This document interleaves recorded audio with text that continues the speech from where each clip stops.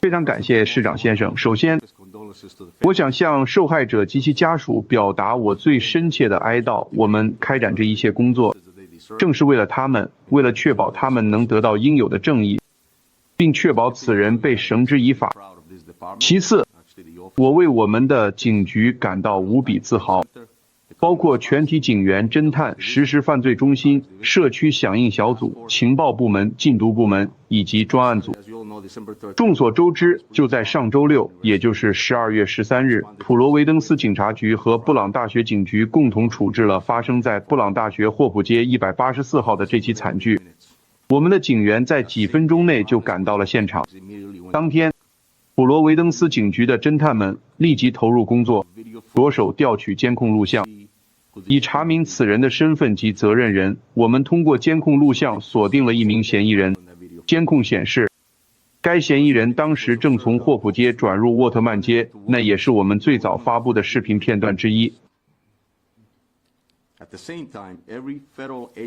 与此同时，你能想到的所有联邦机构都主动联系了普罗维登斯警察局，并派员赶到了这座首府城市。案发后几小时内，我们就向媒体公布了相关影像。至于嫌疑人，其实从调查一开始，我们就始终锁定的是同一个人。在过去的6天里，我们持续将获取的嫌疑人新影像同步给媒体。正如市长所说，这些关键证据是在公众的协助下收集到的。我为能担任这座城市的警察局长感到自豪。正如市长所言，作为这座城市培养出来的一员，我深感荣幸。社区民众积极行动了起来。这次破案靠的是扎实的基础工作、公众的协助、对相关人员的走访，以及最传统的警务手段。这正是全国每一位警员时刻铭记在心的工作方式。虽然许多人并不理解，但这至关重要，而且往往能在单纯依靠技术无法奏效的情况下取得成功。我们查阅了财务记录，调取了监控录像，而在这次特定的案件中，正是通过一段视频，我们掌握了涉案车辆的特征描述。这一线索通过举报中心收到的情报得到了进一步证实。那个房间里挤满了警探和探员，他们每天都在不停地接听举报电话。我们每天早出晚归，全力以赴。随后 FLOCK 系统和车牌识别技术为我们提供了该车辆的描述信息。FLOCK 系统捕捉到了那辆车的踪迹，指引我们追踪到了马萨诸塞州的一家租车行。借此，通过探员们的努力，我们获取了该名男子的监控画面，以及一份显示其真实姓名的租车协议副本。视频中该男子的特征与我们警局此前锁定的重点嫌疑人完全吻合，正是我们警察局急于抓捕归案的对象。该名男子确认为克劳迪奥·内维斯·瓦伦特，现年48岁。他曾是布朗大学的学生，葡萄牙籍。最后已知的居住地址是在佛罗里达州的迈阿密。我要告诉大家，他今晚自杀身亡了。我们普罗维登斯警察局的人员目前正在新罕布什尔州的塞勒姆，我们的刑事调查局小组也在那里。显然，联邦调查局及其证据搜集小组也在现场。相关工作正在我们说话间进行，毋庸置疑。我要再次亲自感谢普罗维登斯警察局、罗德岛州警、罗德岛州总检察长、联邦调查局、酒精、烟草、火器及爆炸物管理局、国土安全调查局、美国法警局、国税局、缉毒局、特勤局以及海军犯罪调查局所付出的努力。仅凭我们一己之力是绝不可能完成这项任务的。在这个国家，每当发生此类惨剧时，执法部门都会挺身而出。谢谢市长，晚上好，我是泰德·多克斯 ，FBI 波士顿分局的主管特工，人找到了。今晚9点前不久 ，FBI 特警队根据法院授权的搜查令，对新罕布什尔州塞勒姆市汉普郡路的一处仓储设施进行了搜查。我们就是在这里发现了克劳迪奥·内维斯·瓦伦特，也就是我们认为制造了布朗大学枪击案的嫌疑人。这是长达5天的高强度搜捕行动的最新进展，也是今晚站在各位面前的这支执法团队辛勤工作的成果。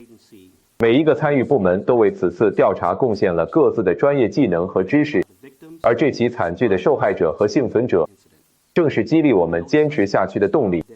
虽然嫌疑人今晚被发现已经身亡，但我们的工作并未就此结束，还有许多疑问有待解答，大量证据需要处理。最重要的是，受害者及其家属需要我们的特殊关怀与照顾。FBI 将与罗德岛州、马萨诸塞州和新罕布什尔州的合作伙伴一起继续为受害者、幸存者及其家属寻找真相，查明究竟是什么动机驱使此人实施了如此丧心病狂的暴力行径。从这起重大事件发生伊始，我们就全员出动，全力以赴。FBI 共部署了约500名特工、分析师、专案组成员及后勤人员，协助合作伙伴开展调查工作。除了投入大量人力，我们所有的专业团队也都悉数出动，包括证据响应小组、特警队 DIV-ERT 以及受害者服务响应小组等等。我还要特别感谢在座的媒体朋友以及广大社区民众，衷心感谢佩雷斯上校、韦弗上校、内罗尼亚总检察长、布朗大学校警队以及我们所有的合作伙伴。这确实是大家通力协作的结果，谢谢大家。谢谢。在整个行动的每一个环节 ，ATF 都是我们重要的伙伴。下面我想介绍 ATF 的特工主管汤姆·格利克。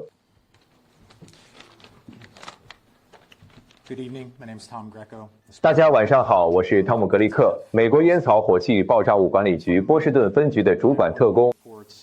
从接到布朗大学枪击案的第一通911报警电话起，我们就一直在全天候的开展工作，旨在查明凶手身份并保护社区安全。ATF 的全体同仁，包括我们的特工、情报研究专家以及后勤保障人员，都为能参与并支持这项行动感到自豪。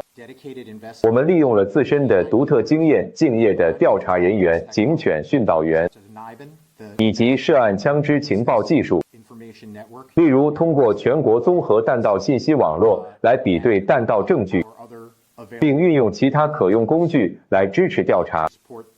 这些努力最终协助确认了克劳迪奥·内维斯·瓦伦特就是我们认为的涉案嫌疑人。ATF 的首要任务是保护社区免受暴力犯罪的侵害。这个国家的每一个人都理应在自己的家中、学校、宗教场所和街道上平安、安全地生活。克劳迪奥·内维斯·瓦伦特的所作所为，剥夺了人们的这一权利，并让整个社区陷入了恐慌。我想向公众强调，此人极度危险，具有实施极端暴力行为的能力。我们很荣幸能参与此次调查，并为能与合作伙伴共同确认其身份，并完成任务感到自豪，非常感谢。现在开始提问环节。请问是什么线索让当局将布朗大学和麻省理工的这2起事件关联起来的？这个问题是给我的吗？好的，我先来说几句。我们最终搜集到的大量信息和证据表明，此案与马萨诸塞州有关联，显然涉及麻省理工学院。但出于对马萨诸塞州当局以及联邦调查局的尊重，我认为相关细节应由他们来发布。不过，我想强调的是，正是由拉佩杨少校领导的普罗维登斯市警局刑侦部门，以及我们在楼上指挥室的联邦合作伙伴，包括烟酒、枪炮及爆炸物管理局和联邦调查局所开展的前期摸排工作，才让我们发现了这一线索。他们的表现非常出色。联邦调查局方面想就此做些补充吗？之后我还有一个后续问题。关于你提到的那个特定线索，马萨诸塞州方面正在联邦检察官雷亚·弗里的领导下处理相关案件。据我所知，他们今天也会召开新闻发布会，届时会向公众披露更多细节。如果我现在就抢先谈论这些，显然很不妥当，还是应该把优先发布权留给他们，由他们亲自向公众说明那些具体的关联。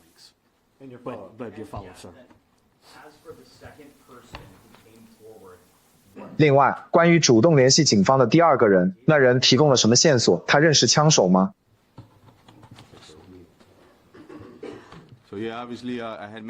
是的，正如我在上次新闻发布会上提到的，那是我们一直想找来谈话的一个人。通过对收集到的视频进行分析，我们发现确实有人曾与这名嫌疑人有过接触，这证实了我们之前掌握的所有线索。我们锁定了嫌疑人，也发现现场设计一辆车。当这名证人现身并提供线索后，验案件取得了突破性进展。他向我们详细说明了情况，证实了我们的推断，并确定嫌疑人当时就在案发现场。显然，这就是案件的转折点，因为我们当时正朝着正确的方向全力追捕此人，但遗憾的是，他最终结束了自己的生命。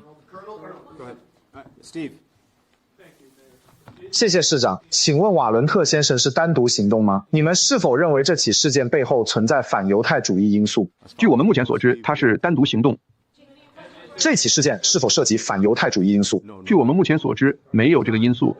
上校街是什么情况？指引你们找到了那处设施，他是被追捕到那里的吗？他知道警方正在搜捕他吗？他最后一次活着是什么时候？整个过程到底是怎样的？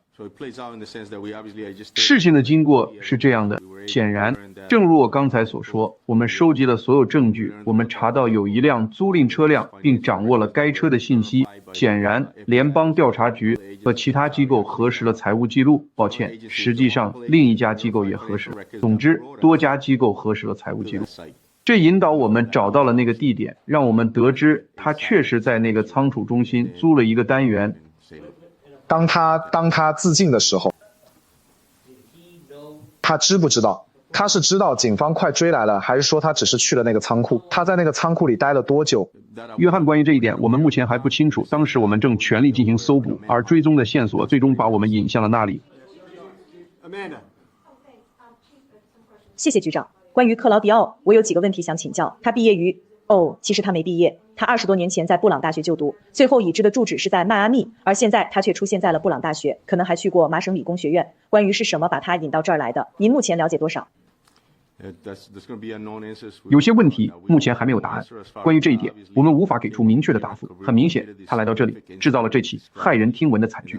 但目前我们掌握的情况仅限于此。我们的任务是确保能找到他，并将其绳之以法。但目前的情况就是这样。我想追问的是，在目前搜集到的证据中，你们是否找到了那把涉案手枪？另外，有没有发现任何形式的宣言，或者能证明他曾策划过枪击案的证据？据我所知，联调局的搜证小组目前正在新罕布什尔州的塞勒姆搜集证据，而这一切就发生在我们来这里参加发布会的几小时前。谢谢。关于瓦伦特先生，目前有没有什么可以透露的情况？比如他的犯罪记录、政治背景、社交媒体动态或者其他信息？据我所知，目前还没有发现这方面的情况。有迹象表明瓦伦特先生还在策划进一步的袭击吗？据我们所知，没有。请后排的那位提问。考克斯特工，您能不能也谈谈这其中的关联？我知道您说过不能对麻省理工学院的案子透露太多，但考虑到受害者是麻省理工的物理学教授，而案发的又在物理楼，嫌疑人本身也是学物理的，你们是否已经把这些线索串联起来了？还有，为什么他会在马萨诸塞州针对特定的一位教授，而在普罗维登斯这里却针对整个班级呢？没错，确实如此。瓦伦特先生曾是一名物理系学生，同时我们也了解到，麻省理工学院的那名受害者同样也是这个专业的。我想告诉大家，案件调查分为多个阶段。既然现在我们已经确定了嫌疑人的身份，而且嫌疑人已经身亡，那么接下来的调查将致力于查明真相。以回答您刚才提出的那些问题，他和那位教授一起上过学吗？他和遇害的那位教授是校友吗？据了解，这两个人曾在葡萄牙里斯本的同一所大学就读。后排那位，可以用西班牙语提个后续问题吗？现在可以问吗？还是要找其他人？我会一点点。Empiezo desde el principio.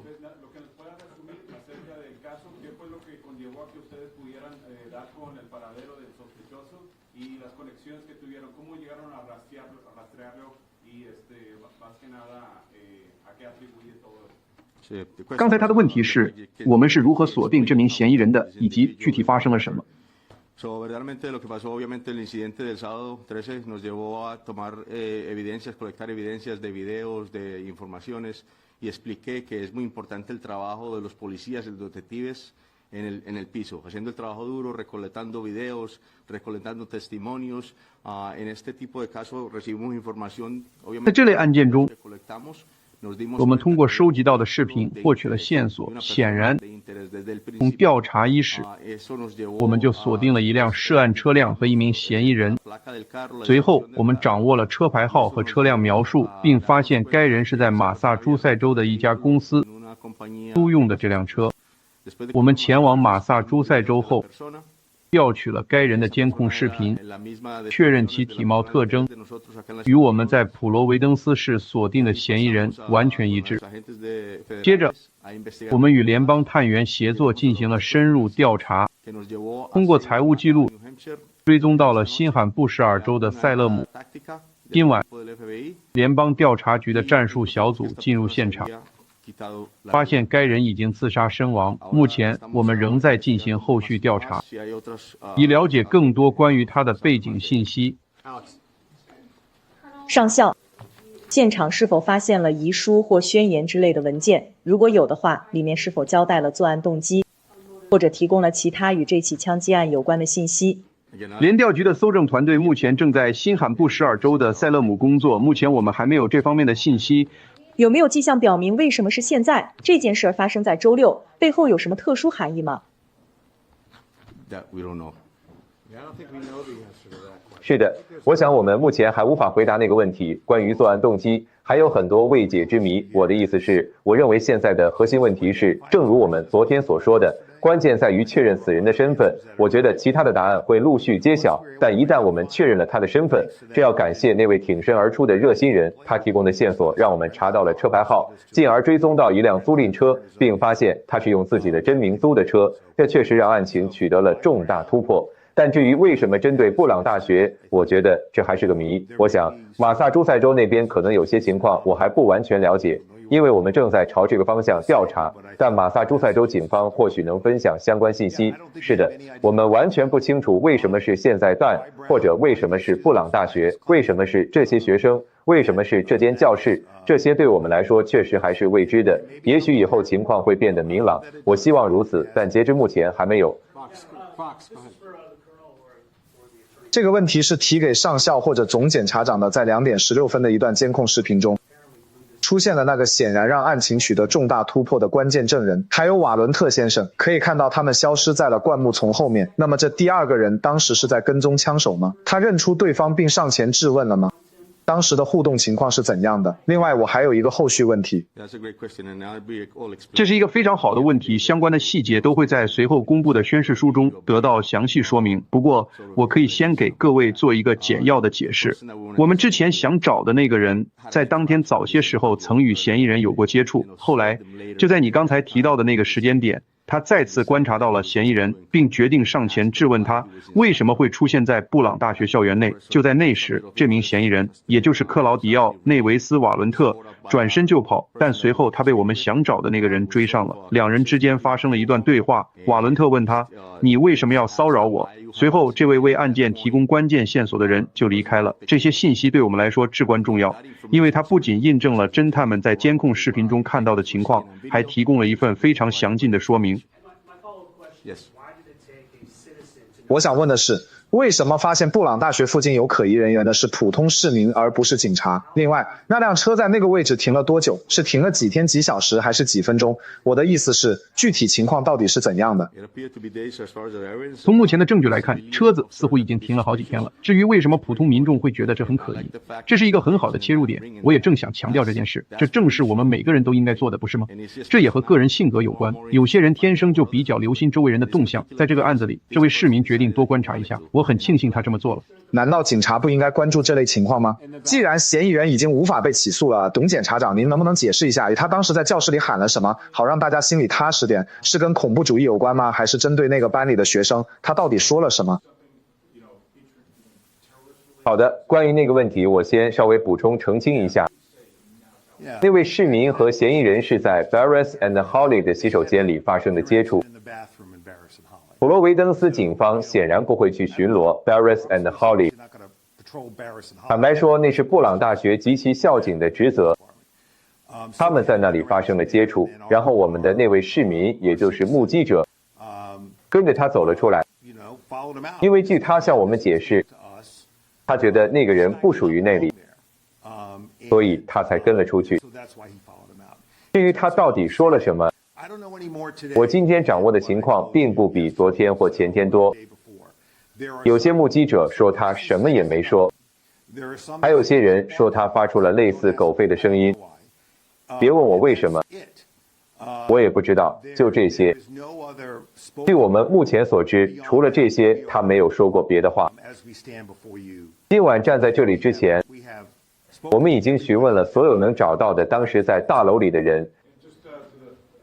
另外，我想请问主管特别探员，您能否向麻省的民众明确说明一下？我知道您提到过诺福克县的相关人员已经在麻省展开了调查，但您几天前说过您曾与州警察局长交谈过，并表示说麻省布鲁克林发生的案子和罗德岛这边的案子没有关联，但现在你们又说有关联了，所以你们的意思是他先在布朗大学行凶，2天后又出现在麻省布鲁克林的这栋房子里，企图枪击那位麻省理工学院的教授，然后又莫名其妙地开车去了新罕布什尔州的塞勒姆。他是怎么进到那个仓储设施里的？我觉得这个问题问得非常好。我当时的实际表态是在那一时刻，我们还没有发现两者之间存在关联，但我确实和上校沟通过。目前那个案件由联邦检察官 Leah Foley 负责。据我所知，他们今晚10点会召开新闻发布会。我想届时他们会针对那个具体的案件进行说明。如果我在没有与 Leah Foley 及其团队沟通的情况下就谈论了那个案子，那就有些操之过急了。毕竟直到今天这一刻，我们都还在一线并肩作战。先生，看来2天前你们还不知道这2起案件有关联的，但现在你们认为他们之间确有关联。没错，办案通常就是这样。我想说的是，当时有人问我那个问题时，确实还没有迹象表明两者之间存在关联。正如我们这一周一直在说的，线索是逐步积累、慢慢浮现的。我们可以关注一下他今晚10点会发布什么消息。我想就这个问题补充几句。因为这个问题问得很好，也非常关键。为了让各位放心，他并不是随便开车去了一个随机的储物间。在联邦调查局和其他部门的协助下，我们查获的记录证实，那个仓库的储物间确实是他本人的。他在波士顿租了一辆车，然后开了过去。我们在新罕布什尔州找到了那辆车。通过对车辆外观的观察，我们发现了一些证据，能将此人与我们罗德岛州的案发现场联系起来。此外，我们还掌握了他在该仓储设施内的影像资料。据我判断，这与马萨诸塞州的现场情况相吻合。正如特别探员所言，后续会有更多细节公布，但目前可以肯定的是，那确实是他的储物间，他确实驾驶了那辆特定的汽车。而我们之所以能找到那辆车，是因为有热心市民站出来提供了车辆描述。通过监控录像，我们证实了这位举报人提供的情况属实。正是这一连串的线索，让案情取得了突破，并指引我们追踪到了塞勒姆，也就是最终发现嫌疑人身亡的地方。我记得嫌疑人当时是住在迈阿密，他是后来飞到这儿来的吗？他在普罗维登斯待了多久？还有，他是什么时候和怎样得到枪的？就像我刚才说的，文书中会有详细说明，但嫌疑人确实飞到了普罗维登斯，我记得是在10月初，应该是这个日期。还有一个问题是什么？抱歉，斯蒂芬，很抱歉，我无法回答。戴斯，目前我们还无法回答这个问题。他没法带着枪坐飞机，所以我假设他是在抵达后的某个时间拿到的。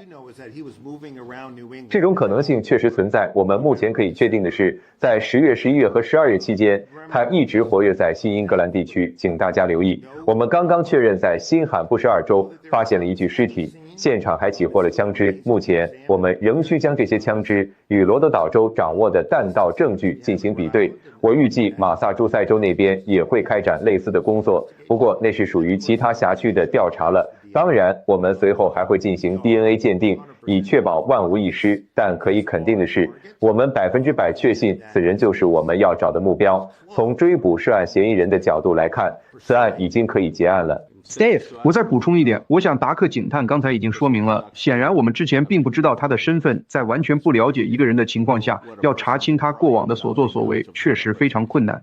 达克警探，我能问您一个问题吗？听大家刚才所说的，感觉那个主动向你们提供线索的人，在很多方面都算得上是这起事件中的英雄。的确如此。我们知道目前有5万美元的悬赏金，他能拿到这笔奖金吗？我想说的是，在这种特殊情况下，那个人很可能会获得那笔奖金的一部分。此外，我也想告诉大家，我们还收到了很多来自公众的其他线索。通常情况下，我不负责这些奖金的具体发放事宜。但我的意思是，按理说，那个人绝对有权获得其中的一部分奖金。好的，请讲。第2排穿红衣服的那位，请讲。谢谢，我是波士顿公民报的。我们是否知道嫌疑人是何时以何种方式离开普罗维登斯的？目前我们知道他离开了普罗维登斯，并在另一个州犯下了一起命案。不过我们还不清楚他是怎么离开的。他是什么时候离开的？关于他离开的时间，据我们目前所知，他确实离开了，但我们当时并没有。我认为他最后的行踪显然是在我们发现他在另一个州再次作案时确定的。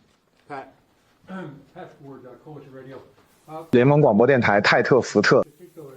我想向各位提个问题，特别是针对布朗大学校长的过去几天的一个主旋律是，我们向罗德岛和新英格兰地区的民众寻求帮助，并最终成功追踪到了这个人。但与此同时，官方又在阴阳怪气地批评那些受邀通过社交媒体积极参与进来的民众，指责他们疯传谣言。可其中有些传闻除了来自执法部门，根本不可能有其他出处。我还有一个后续问题，所以有人想对此做出回应吗？我是说，这种态度对很多人来说真的有点居高临下。我知道，塞奥菲尔德州长，你可能觉得这不算个提问，但是有关这个批评，好了，我们继续。